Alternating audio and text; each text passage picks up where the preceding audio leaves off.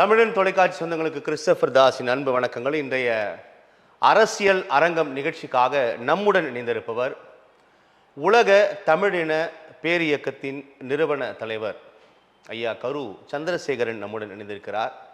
அவரோடு நிறைய விஷயங்கள் நம்ம பேசலாம். குறிப்பாக முன் எப்போதும் இல்லாத அளவிற்கு தமிழ் தேசியத்தின் மீதான பற்றுதலும் பார்வைகளும் கூர்மைப்பட்டு கொண்டிருப்பதை நாம் அறிவோம். திராவிட சித்தாந்தத்திற்கு எதிராக தமிழ் தேசிய அரசியல் சமீப காலங்களில் கூர்மைப்பட்டு வருவதையும் நாம் அறிவோம். இப்படியான ஒரு சூழலில் தமிழ் தேசியத்தின் தற்போதைய தேவை என்ன, தமிழ் தேசியத்தின் அடுத்த கட்ட பாய்ச்சல் என்னவாக இருக்கும், தமிழகத்தின் அரசியல் களத்தில் தமிழ் தேசியவாதிகள் செய்ய வேண்டியது என்ன என்பன போன்ற பல்வேறு விவகாரங்களை நம்முடன் பகிர்ந்து கொள்வதற்காக ஐயா கரு சந்திரசேகரன் இணைந்திருக்கிறார். அவரை வரவேற்று நாம் நிகழ்ச்சிக்குள்ளாக செல்லலாம். ஐயா வணக்கம். ஐயா வணக்கம். உலக தமிழர்களின் ஒப்பற்ற தொலைக்காட்சியாக விளங்கும் தமிழன் டிவி நிறுவனர் கலைக்கோட்டம் உதயம் அவர்களுக்கு நன்றிகள். மகிழ்ச்சியோடு வர இருக்கிறோம். இப்போ நான் தலைப்பில் குறிப்பிட்டது போல தமிழ் தேசிய சிந்தனையாளர்கள் அல்லது தமிழ் தேசிய அரசியல் குறித்தான பார்வை என்பது கொஞ்சம் முந்தைய காலத்தை விட தற்போது ஒரு இலங்கை இன அழிப்புக்கு பிறகு தமிழகத்தில் அந்த அரசியல் அந்த பார்வை என்பது நிறைய இளைஞர்களை நோக்கி எடுத்திருக்கிறது அப்படின்னு நம்ம பார்க்குறோம். இது ஒரு நல்ல வளர்ச்சியாக இருந்தால் கூட அதை பின்னுக்கு தள்ளும்படியான நடவடிக்கைகளும் கூர்மைப்பட்டு வருவதையும் நாம் பார்க்கிறோம். ஸோ இந்த ஒரு சூழலில் தற்போதைய தமிழ் தேசியத்தின் தேவை என்பது என்ன, தமிழ் தேசியவாதிகள் செய்ய வேண்டியது என்ன, தமிழ் தேசிய அரசியலை எதற்காக நாம் இப்பொழுது கூர்மைப்படுத்த வேண்டும், எப்படி பார்க்கலாம் சார்? ஐயா, நீங்கள் கேட்குற கேள்விகள் மிகவும் முக்கியமான கேள்விகளில் தமிழ்நாட்டில் நிலவும் தமிழ் குடிகளின் ஒற்றுமை இல்லாததே இந்த வீழ்ச்சிக்கு முதல் காரணமாகும்.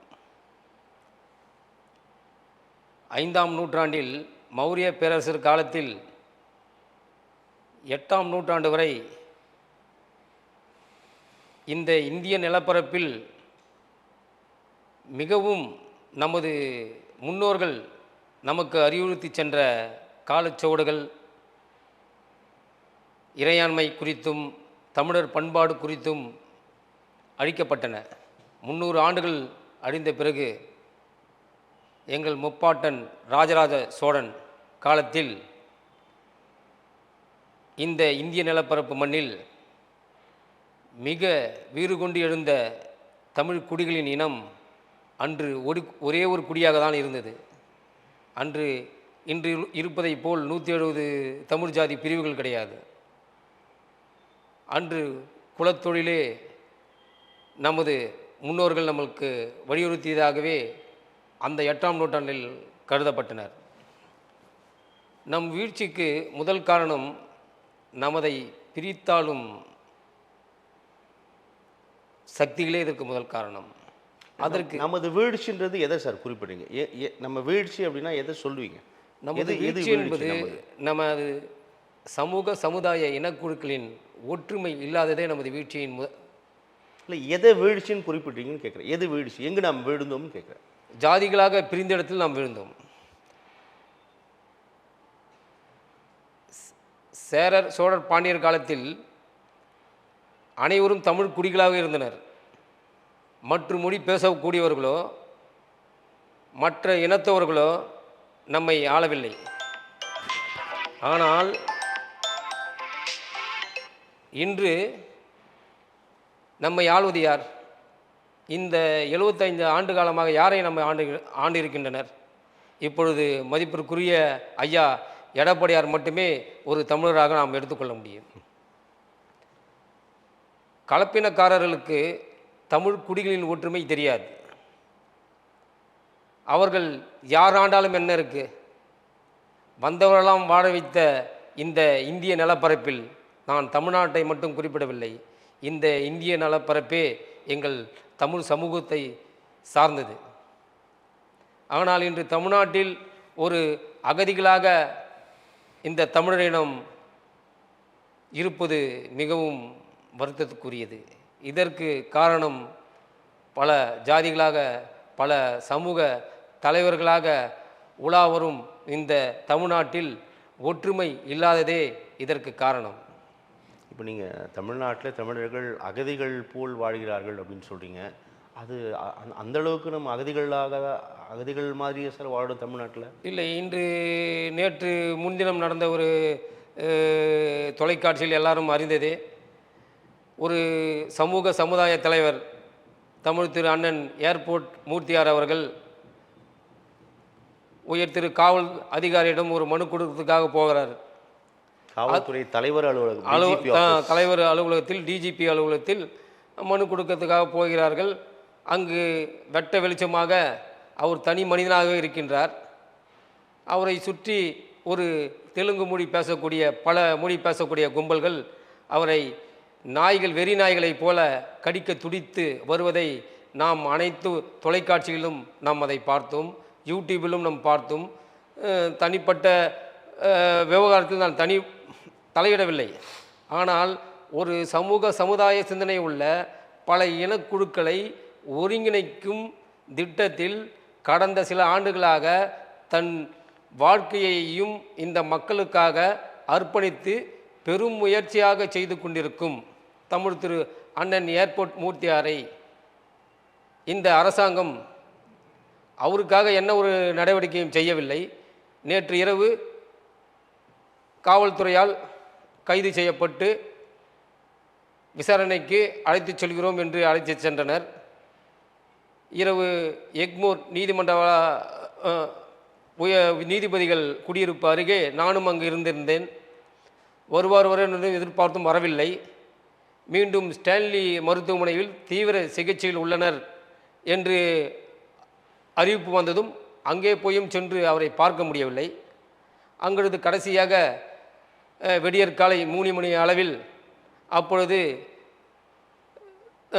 ஏர்போர்ட் அண்ணன் மூர்த்தியார் அவர்கள் கூட இருக்கும் ஐயா அவர்கள் ஒரு பேட்டியை அளிக்கின்றார்.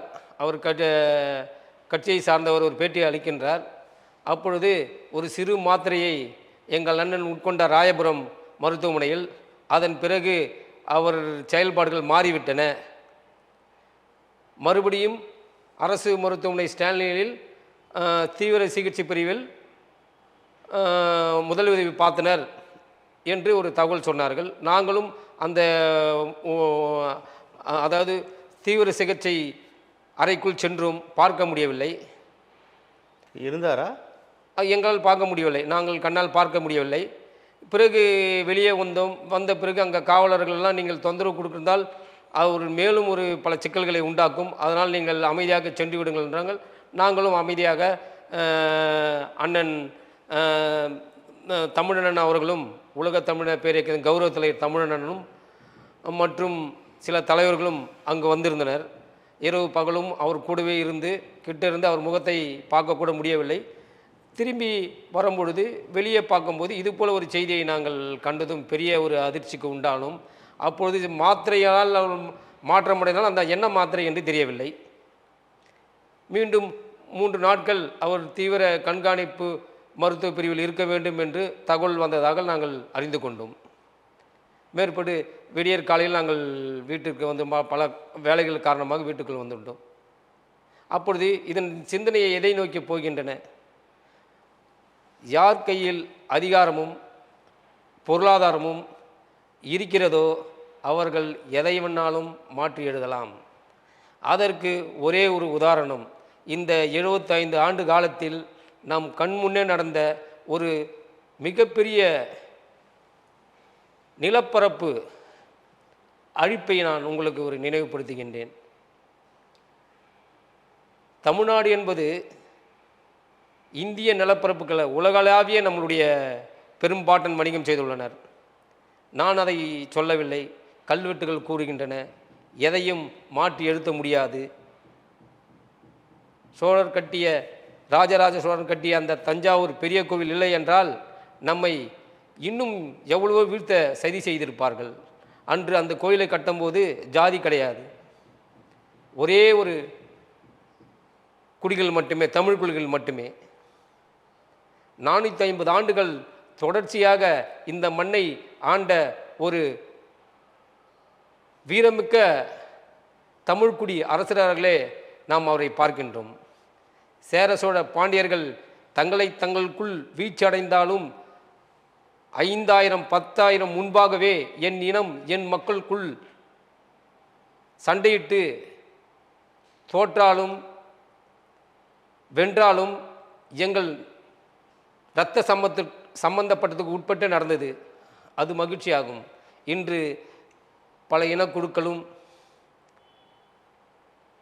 பல மொழி பேசக்கூடியவர்களும் எங்கள் இனத்தை ஆள்வதை மிகவும் வருத்தம் அளிக்கின்றது. இப்போது நம்ம தமிழ்நாட்டில் தமிழ் தேசியம் பேசுவோர், தமிழ் தேசிய அரசியலை முன்னெடுப்போருக்கிடையில் கூட ஒரு ஒருங்கிணைப்பு இல்லாமல் இதுதான் தமிழ் தேசியம், இதுதான் தமிழ் தேசியம், அவங்க பேசுவது தமிழ் தேசியம் அல்ல, இவர்கள் பேசுவது தமிழ் தேசியம் அல்ல அப்படின்னு நிறைய முரண்பட்ட கருத்துக்கள் உலவுவதை நம்ம பார்க்குறோம். தமிழ் தேசியம் பேசக்கூடிய நபர்களுக்கிடையே இந்த சிக்கல் திட்டமிட்டு உருவாக்கப்படுதா, இல்லை தமிழ் தேசியத்தை அந்த அரசியலை வேகப்படுத்த விடாமல் மட்டுப்படுத்துவதற்கான அது முயற்சியாக இருக்குமா? ஐயா, நீங்கள் கேட்பது மிகவும் ஒரு முக்கியமான ஒரு விடயமாகவே நான் கருதுகின்றேன். தமிழ் தேசியம் வளர்ச்சி அடைவதை தடுப்பதற்காகவே சில போலி தமிழ் தேசியவாதிகளாக உலகத் தமிழக மொழி பேசக்கூடிய எங்கள் பெரிய மொழி குடும்பத்தில் ஊறு விளைவிப்பதற்காகவே அவர்கள் எடுக்கும் முயற்சியாகும். இன்று பேசக்கூடிய தமிழ் தேசியவாதிகள் எல்லாம் தன்னை முன்னிறுத்தி பேச வேண்டும் மட்டுமே நினைக்கின்றனர். என் தலைவன் ஒப்பற்ற தமிழ் இனத்தின் 21ஆம் நூற்றாண்டில் மேதகுவே பிரபாகரன் அவர்கள் அதுபோல் என்றும் நினைத்ததில்லை. ஆனால் இன்று பேசக்கூடிய தமிழ் தேசியம் பேசக்கூடிய அனைத்து தலைவர்களும் தன்னை தான் முதன்மைப்படுத்திக் கொள்கின்றனர். நான் தான் இந்த மக்களுக்கு விடிவில் என்று சொன்னார். ஆனால் என் தலைவன் என்னை கடவுளாக நீங்கள் கும்பிட வேண்டாம், என்னை தலைவனாக நீங்கள் ஏற்க வேண்டாம், என் கொள்கையை உள்வாங்கி நீங்களும் என்னை போல் போராட வேண்டும் என்று தான் எங்களை அவர் பேசியதை நாங்கள் உள்வாங்கினோம்.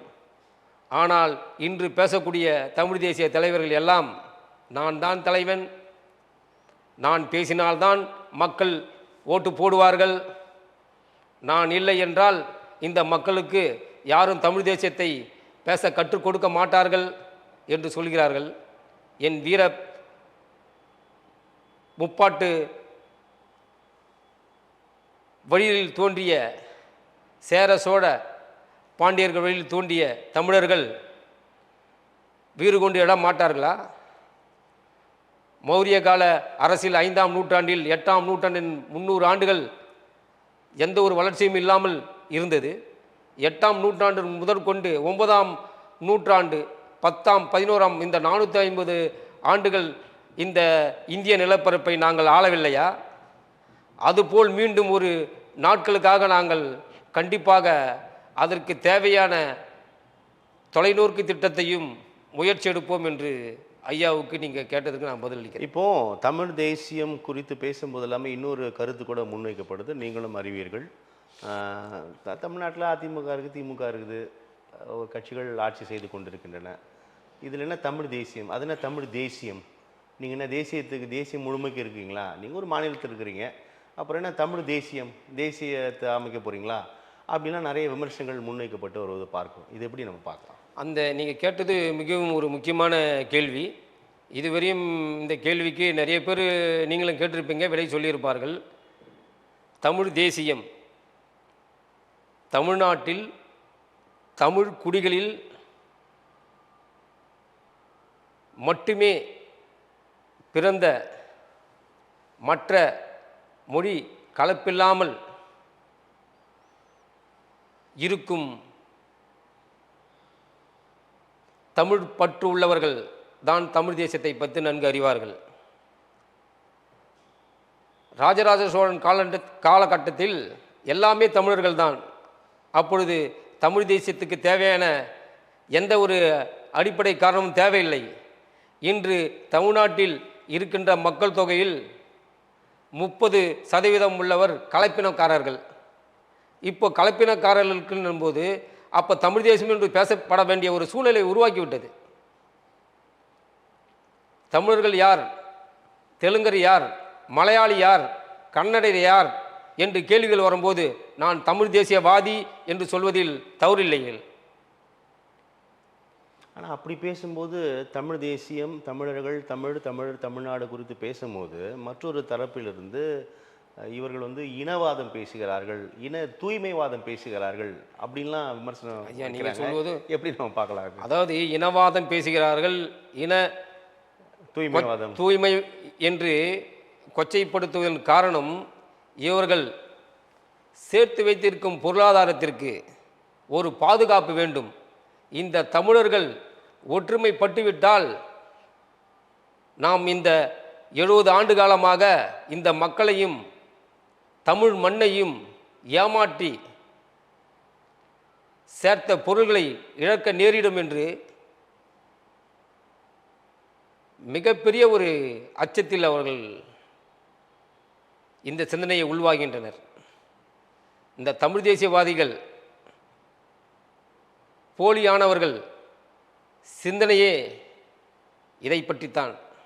சேற்ற பணத்தை தான் இறந்தாலும் 100 வருடத்திற்கு இந்த என் மண்ணையும் என் மொழியையும் என் மக்களையும் ஏமாற்றி சம்பாதித்த இந்த பொருளாதாரத்தை பதுக்குவதற்காகவே இவர்களுடைய சூழ்ச்சியாகும். இன்று யார், எந்த ஒரு தமிழ் தேசியவாதி பேசியவர்கள் பொருளாதாரத்தில் முதன்மையாக இருக்கின்றனர் சொல்லுங்கள்? யாரும் கிடையாது. தமிழக தலைவர்கள் வந்து எனக்கு விவரம் தெரிஞ்சு அல்லது உங்களுக்கு விவரம் தெரிஞ்ச நாட்களிலிருந்தே தமிழக தலைவர், தமிழின தலைவர், தமிழ்நாடு அப்படி தான் பேசிட்டு வந்ததை நம்ம பார்த்தோம். ஆனால் தமிழ் தேசியம் அப்படின்னு பேசும்போது மட்டும் அந்த தமிழ் பேசி கொண்டு வந்த தலைவர்களே இந்த தமிழ் தேசியத்தை எதிர்த்து அல்லது வேறு விமர்சனங்களை வைப்பதை நம்ம பார்க்குறோம் ஒரு 10 ஆண்டுகளாக. இது எப்படி நம்ம புரிஞ்சுக்கலாம்? எல்லாமே ஒன்றா தானே பேசுனீங்க, ஏன் இப்போயே எதிர்க்கிறாங்க? அன்று இவர்களுடைய குடி விவரம் தெரியாது தமிழ் மக்களுக்கு. இவருடைய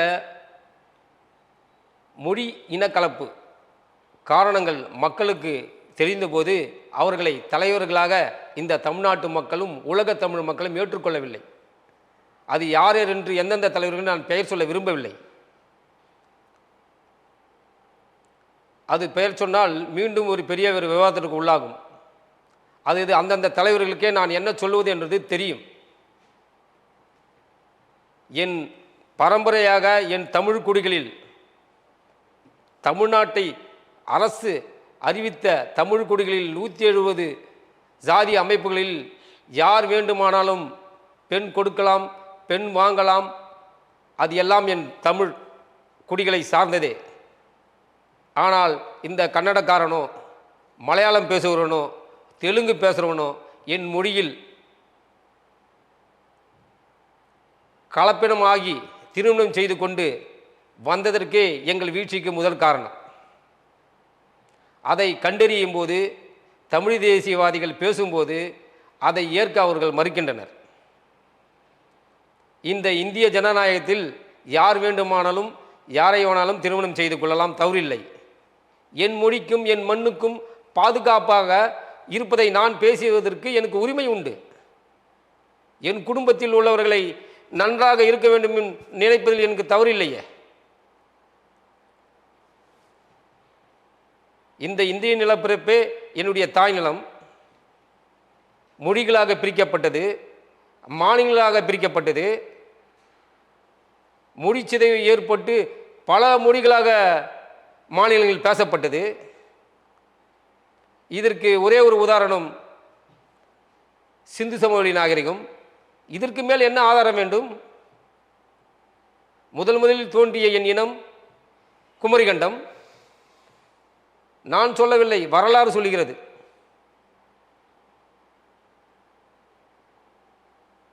9ஆம் நூற்றாண்டில் 10ஆம் நூற்றாண்டில் தமிழர்களுடைய இந்த பெரும்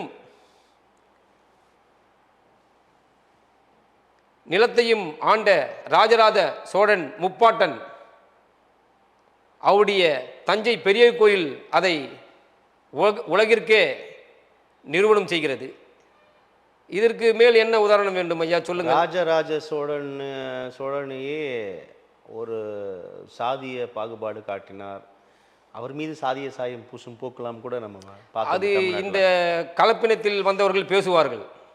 ஏனாம் 11ஆம் நூற்றாண்டிற்கு பிறகு இந்த மண்ணையும் இந்த மக்களையும் ஆண்டவர்கள் யார்? வடுகர்கள். வடுகர்கள் யார்? அப்பொழுது கண்டிப்பாக பேசுவதான செய்வார்கள். வீழ்ச்சி அடைஞ்சதுக்கு காரணமே அந்த வடுகர்களால் தான். 13ஆம் நூற்றாண்டிற்கு பிறகு ஆங்கில படையெடுப்பு, வடுகர்களுக்கு முன்னாடி முகலாய படையெடுப்பு, ஆங்கிலேயர் படையெடுப்பு, என் இனம் என் இறையாண்மை எல்லாம் சிதைவுற்று போனது. ஸோ தமிழ் தேசியத்தை முழுமையாக நம்ம தெரிந்து கொள்ளணும்னா வரலாற்றை படிக்க வேண்டும் அப்படின்னு சொல்கிறீங்க. முழுமையாக இன்று அந்த என்னுடைய தலைவன் மேதகுவே பிரபாகரன் காட்டிய வரலாறு 21ஆம் நூற்றாண்டில் அதுதான் இன்று உங்கள் முன்னணி பேச வைக்கிறது. நான் ஒன்றும் ஒரு பெரிய படிப்பாளி கிடையாது. நான் எந்த மொழியும் ஆய்வு செய்யவில்லை. அந்த என் தொப்புள் குடிகள் உறவுகளான என் நிலம் ஈழம் நிலம் கிடையாது, என் தமிழ் நிலம். அங்கு பறிகொடுத்த 2.5 லட்சம் மக்களுடைய அந்த உயிர் பறிப்பு இந்த தமிழ் தேசியை நோக்கி திரும்பச் செய்தது.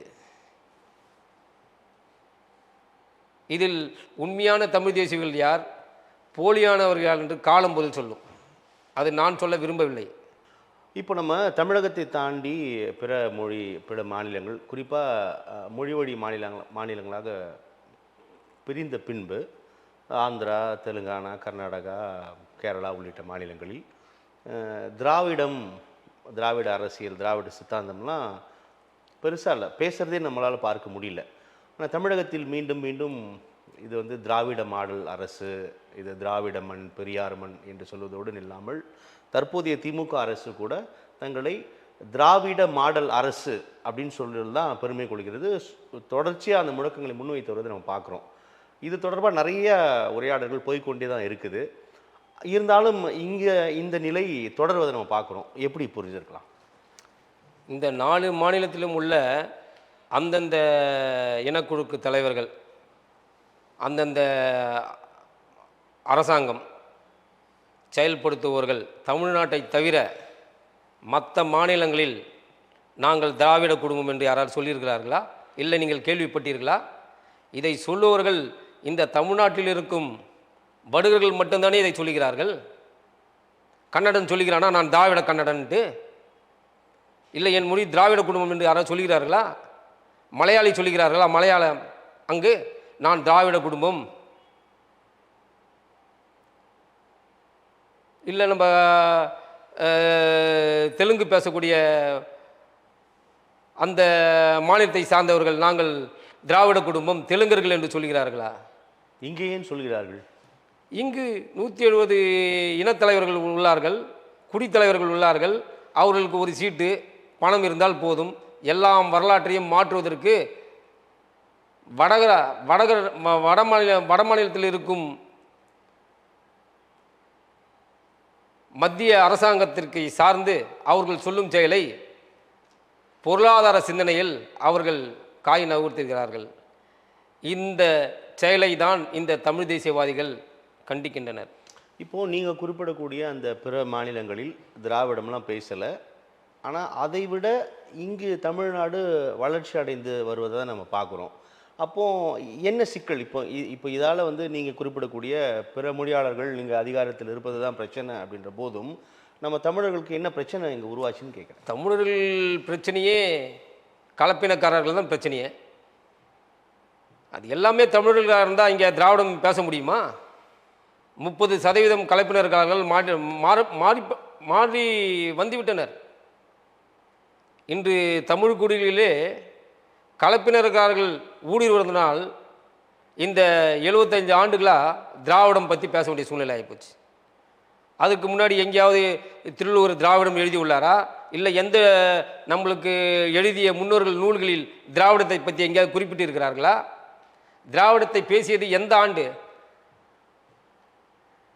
இந்த 75 ஆண்டுகளாக ஆங்கிலேயர் கால்டுவெல் போன்ற பெரிய அறிஞர்களே திராவிடம் தொடர்பாக எழுதி பதிவு செய்திருக்கிறார்கள் அப்படின்ற ஒரு வாதம் முன்வைக்கும். அது யார் பண்ண சரி? ஆங்கிலேயக்காரனுக்கு இங்கு வேலை பார்த்த எஜமானிகள் சொல்லக்கூடாது, முதலாளிகள், பிழைப்புக்கு நாடகம் காட்டிய முதலாளிகள் செய்த கூத்தால் அந்த வெள்ளைக்காரன் ஆங்கிலேயரன் திராவிடன் என்று ஒரு இடத்தை குறிப்பிட்டு போயிட்டான். அதனால் இது திராவிட நாடு ஆயிடுமா? தமிழர்கள் பூமி திராவிட பூமி ஆயிடுமா? அப்படி என்னுடைய இன வரலாறு என்ன, என் மொழி வரலாறு என்ன, என்னுடைய மக்கள் வரலாறு என்ன, என் இறையாண்மை என்ன, தமிழர்கள் இறையாண்மை என்ன? இன்று தமிழ்நாட்டில் 30% கலப்பினக்காரர்கள் ஆகிவிட்டார்கள். அவர்கள் என் தமிழ் மொழியை பற்றி ஆர்வம் இருக்குமா?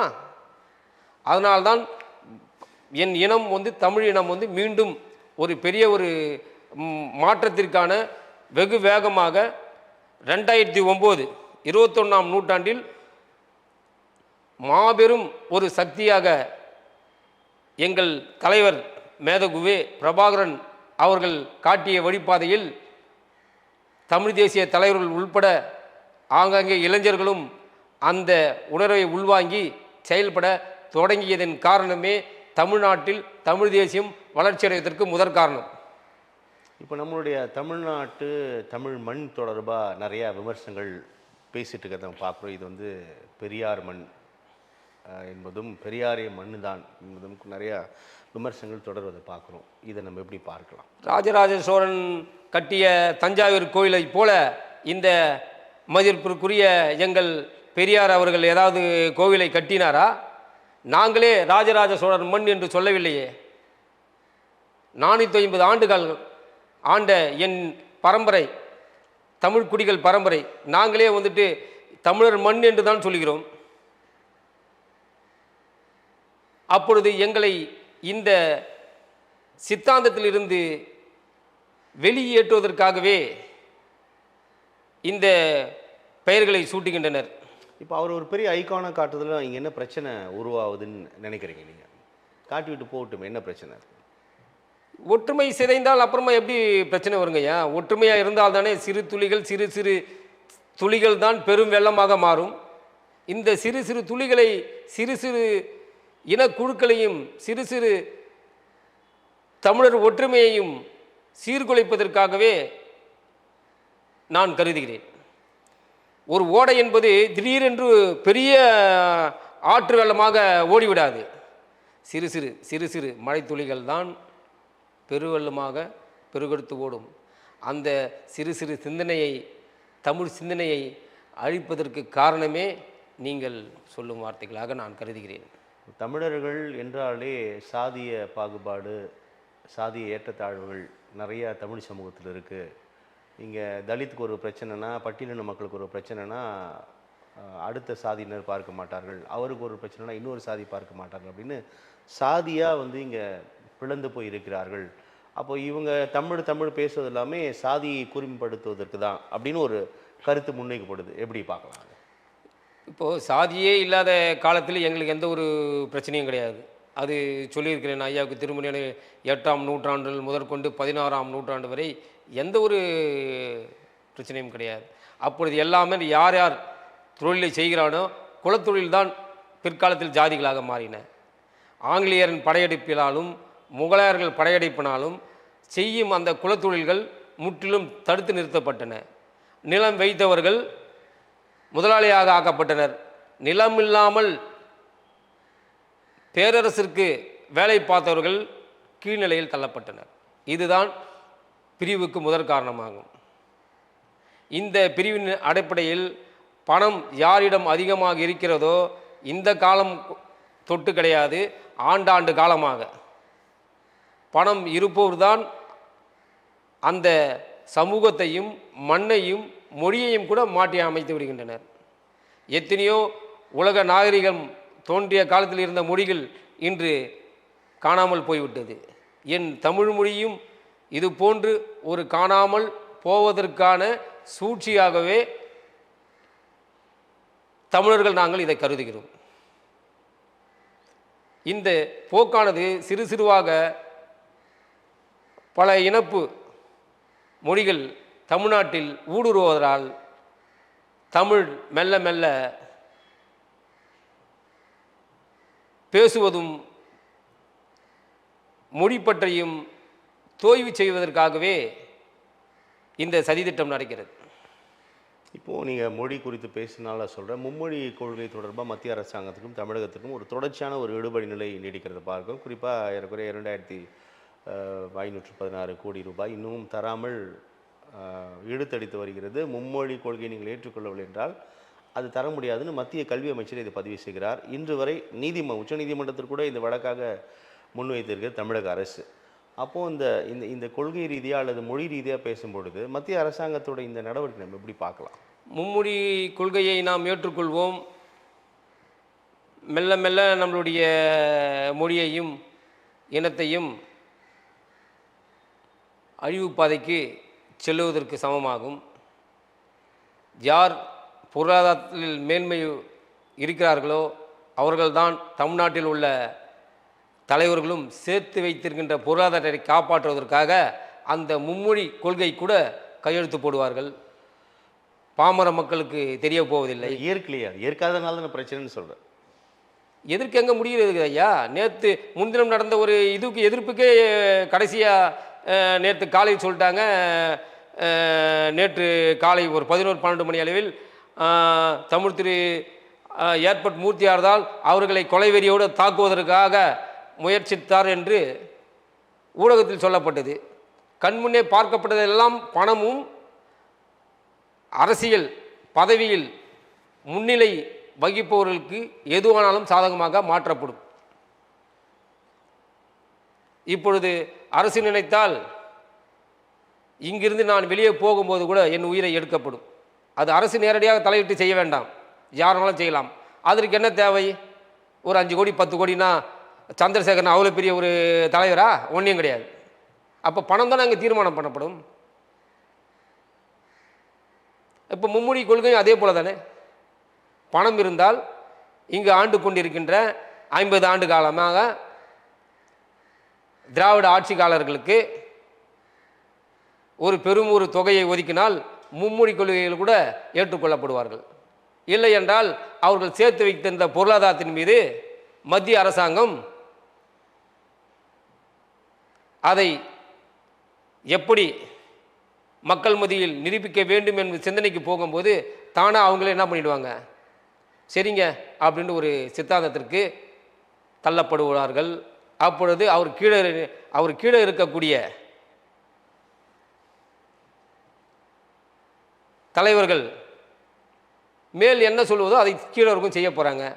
இந்த பாமர மக்களுக்கு அதை பற்றி எந்த ஒரு கவலையும் படப்போவதில்லை. மாநில உரிமைகள் தொடர்பாக மீண்டும் மீண்டும் முன்வைக்கின்ற வாதம் என்பது மத்திய அரசாங்கத்தை எதிர்பார்த்து கொண்டிருக்கின்ற நிலை தான் தொடருது. மாநில உரிமைகளுக்காக தொடர்ந்து நம்ம சண்டை போட வேண்டிய நிலை தான் தமிழகம் இருக்குது அப்படின்னு ஒரு வாதம் முன்வைக்கப்படுது. எப்படி பார்க்கலாம்? ஏன் மாநிலத்தில் இன்று வந்துட்டு மத்திய அரசாங்கம் சொல்லும் செயலை மாநில அரசாங்கம் கேட்பது கிடையாது.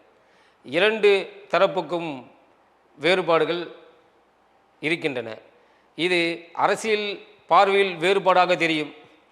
ஆனால் உள்மட்டத்தில் அது அவர்களுடைய பொருளாதாரை காப்பாற்றுவதற்கான ஒரு செயல்பாடாக கூட தெரியலாம். இது மாநில அரசாங்கம் மத்திய அரசாங்கம் சொல்வதை ஏற்றுக்கொண்டு நடந்தால் அதற்கு மத்திய அரசாங்கம் அதற்கு தேவையான நிதியை அளிக்கும். ஆனால் இன்று இருக்கிற தமிழக அரசு அதுபோல இல்லாமல் அவர்கள் செய்யும் செயலை மட்டுமே நிலைநிறுத்தி பேசியதனால் நீங்கள் சொல்வதை அவர்கள் ஏற்கவில்லை. இப்போது நமக்கு என்று சட்டமன்றம் இருக்கிறது, மக்கள் பிரதிநிதிகள் இருக்கிறார்கள். இருந்தாலும் கூட சட்டமன்றம் என்பது சட்டம் இயற்றும் இடமாக இல்லை. ஒரு மசோதா மட்டும்தான் நம்மளால் நிறைவேற்ற முடியும். அதை மத்திய அரசாங்கத்தோட பிரதிநிதியான ஆளுநர் அதை ஒப்புதல் கொடுத்தா தான் அது சட்டமாக்கப்படும். அப்போது ஒரு சட்டம் இயற்றும் அதிகாரம் நம்முடைய சட்டமன்றத்துக்கு இயல்பால். அப்போ இந்த இந்த சிஸ்டமே ரொம்ப சிக்கலாக தானே இருக்குது. மாநில உரிமைகள் பேசும் பொழுது நமக்கு எந்த அதிகாரம் இல்லாத ஒரு நிலை தான் நம்மளால் புரிந்து கொள்ள முடிகிறது. ஐயா, இதற்கு தான் நம்ம அது அன்று எழுதிய சட்ட புத்தகத்தில் என்ன விதிமுறைகள் இருக்கிறதோ அதன் பிரகாரம் தான் செயல்படுகின்றனர் என்று படித்த அறிஞர்கள் சொல்லுகிறார்கள். அப்பொழுது இதற்கெல்லாம் எல்லா மாநிலத்திலும் கலந்து பேசி அந்தந்த முதல்வர்கள் ஒன்று கூடி இதற்கான ஒரு திட்டத்தை உருவாக்கினால் மட்டுமே செயல்படுத்த முடியும். அவ்வாறு செயல்படுத்த மத்திய அரசாங்கம் எப்பொழுதும் அதை நடைமுறைப்படுத்த முடியாது. காரணம், அவர்கள் அடுத்த திட்டம் இந்திய நிலப்பரப்பு முழுவதும்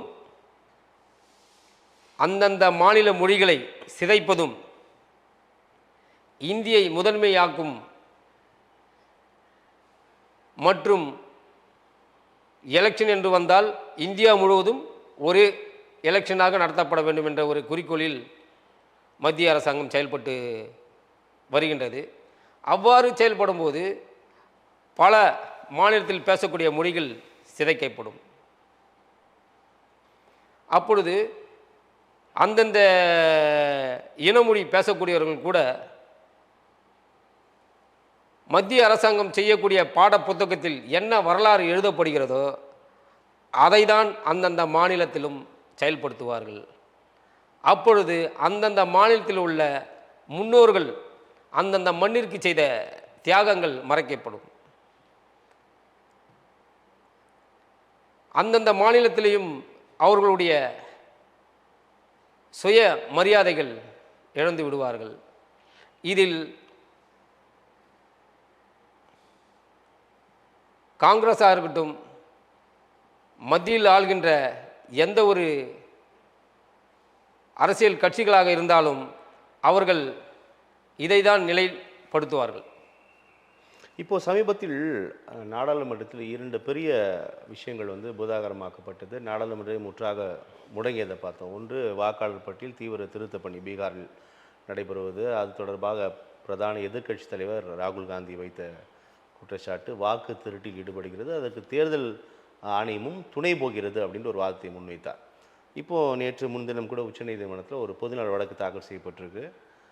இந்த ஆண்டு இறுதியில் நடைபெறக்கூடிய சட்டமன்ற தேர்தல் பீகார், அடுத்த ஆண்டு தமிழகம், புதுச்சேரி, கேரளம், அசாம், உத்தரப்பிரதேசத்தில் அடுத்த ஆண்டு நடைபெறவிருக்கக்கூடிய சட்டமன்ற தேர்தல். இதுக்கும் வந்து இந்த வாக்காளர் பட்டியல் தீவிர திருத்த பணியை மேற்கொள்ள வேண்டும் அப்படின்னு ஒரு வழக்கு போயிருக்கு. அது மேபி இன்னும் 2 நாளில் ஹியரிங்க்கு வருது. இப்போ ஏற்கனவே இந்த வாக்காளர் பட்டியல் தீவிர திருத்த பணி தொடர்பாக நிறைய குற்றச்சாட்டுகள் அடுக்கக்கூடிய நிலையில் தமிழகத்திலும் இந்த வாக்காளர் பட்டியல் தீவிர திருத்த பணி நடைபெறும் பொழுது அந்த சிக்கல்கள் இங்கும் தொடர்வதற்கான வாய்ப்புகள் இருக்குது அப்படின்னு ஒரு தரப்பில் சொல்கிறாங்க. எப்படி பார்க்கலாம்? இல்லை, இது வந்து மற்ற மாநிலத்தில் என்ன செயல்முறைப்படுத்துகின்றார்களோ அதை தமிழ்நாட்டிலும் வேறு ஒன்றை செய்வதற்கான வேலைகளை செய்கின்றனர். அது அந்தந்த மாநிலத்தில் ஆளும் ஆட்சியாளர்களை பொறுத்தும் மாறுபட்டு திகழ்கிறது. இதில் என்ன கருத்து என்று சொல்ல வேண்டும் என்றால், அவர்கள் என்ன செய்கின்றார்கள் என்பதை செய்து முடிப்பதற்கு அந்தந்த மாநில ஆட்சியாளர்களை முன்கூட்டியே திட்டமிட்டு அதற்கான வழிமுறையை ஏற்பாடு செய்து இந்த காரியத்தை செய்கின்றனர். இது அனைவருக்கும் தெரிந்தது. தேர்தல் ஆணையத்தின் மீது வைக்கக்கூடிய குற்றச்சாட்டு ஒன்று, தேர்தல் ஆணையமும் தொடர்ந்து இந்த விளக்கத்தை கொடுத்துட்டு இருக்கிறத நம்ம பார்க்குறோம். ராகுல் காந்தி இந்த வைக்கக்கூடிய குற்றச்சாட்டுகளுக்கு உங்களிடம் உண்மையான ஆவணங்கள் ஆதாரங்கள் இருந்தது, இல்லை நீங்கள் சொல்கிறது உண்மையாக இருந்தால் ஒரு பிரமாண பத்திரம் அஃபிடவிட் நீங்கள் உங்களுடைய கையெழுத்திட்டு பதிவு செய்யுங்க அப்படின்னு தேர்தல் ஆணையம் இது சொல்லுது. ஆனால் ராகுல் காந்தி பண்ணல. பிற கட்சிகள்லாம் கூட இதை பண்ணும்போது இதே மாதிரி அஃபிடவிட் ஃபைல் பண்ணும்போது கூட எலெக்ஷன் கமிஷன் எந்த நடவடிக்கை எடுக்கல அப்படின்னு இந்த தரப்பு சொல்கிறாங்க. அப்போ இது எப்படி பார்க்கலாம்? இந்த சார்ஜ் எப்படி இந்த எலெக்ஷன் அதுதாங்க நான் என்ன சொல்கிறேன்னா, யார் அதிகாரமும் பொருள் பலமும் அதிகார பலம் உள்ளதோ அவர்கள், அது எந்த அரசாங்கம் இருக்கட்டும், காங்கிரஸாக இருக்கட்டும், பிஜேபி அரசாங்கம் இருக்கட்டும், இல்லை மத்தியில் வேறொரு அரசாங்கம் வந்தால் அவர்கள் என்ன செய்கிறார்களோ அதை தான் இந்த உயர்மட்ட வழக்கறிஞர்களுள் அவர்களுக்கு தான் துணை போவார்கள். அது ஆளுநராக இருக்கட்டும், அந்தந்த மாநிலத்தில் உள்ள கலெக்டர்களாக இருக்கட்டும், நீதிபதியாக கூட இருந்தால் கூட அவர்கள் யார் கை ஓங்கியிருக்கிறதோ அவர்கள் சொல்வதைதான் செய்வதற்கான வேலைகளை செய்வார்கள். இதில் வந்து நம்ம மாற்று கருத்து சொல்கிறதுக்கு நம்ம ஒன்றியம் கிடையாதுங்க ஐயா. இப்போ 26 சட்டமன்ற தேர்தல் தமிழகத்தில் இப்போ எதிர்கொள்ளவிருக்கிறோம். அரசியல் களம் ரொம்ப பரபரப்பாக இருக்குது. எப்படி பார்க்கலாம் இதை? என்ன எல்லா மக்களுக்கும் 2000 3000 கொடுக்க போகிறாங்க. இந்த மக்கள் வந்துட்டு என்ன இருக்குது போனஸுக்கு இப்போயே பேச ஆரம்பிச்சிட்டாங்க. பொங்கலுக்கு என்னாடி கொடுப்பாரு ஐயா, என்ன பண்ணுவார், 5000 கொடுப்பாரா, ஒரு 10,000 கொடுத்தா நல்லா இருக்குன்ட்டு. யாருடைய பணத்தில் கொடுக்குறாங்க? எல்லாம் என்னுடைய தமிழின மக்களுடைய வரி பணம். அந்த வரி பணத்தை எடுத்து கொடுக்கறதுக்கு அது நம்ம வீட்டு பணத்தை நம்மளுக்கு தான் கொடுக்குறாங்க. அது அரசாங்கமாக நம்மளுக்கு கொடுக்குது இல்லையே. நம் கட்டுகின்ற வரி பணத்தை தான் நமக்கு அது வந்து விவசாய கடனாக இருக்கட்டும், எந்த ஒரு இதுவாக இருந்தாலும் அந்தந்த கட்சியை சார்ந்தவர்கள் நிதியில் இருந்தால் கொடுக்குறாங்க. ஒன்றும் கிடையாது. எல்லாம் வந்து மாநில அரசிடம் இருந்து வாங்கியோ இல்லை மத்திய அரசிடம் இருந்து வாங்கியோ தான் நம்மளுக்கு அந்த செயல் திட்டத்தெல்லாம் நிறைவேற்றுறாங்க. ஏதோ ஒன்று தருகிறார்களே, நாங்கள் வாங்கிக் கொள்கிறோம் அப்படின்னு நம்ம பெரும் மகிழ்ச்சியை மக்கள் அடைவதை நம்ம பார்க்கணும். அதுதான் அடைஞ்சு தான் 50 வருஷமாக எல்லாம் இழந்துட்டுமே.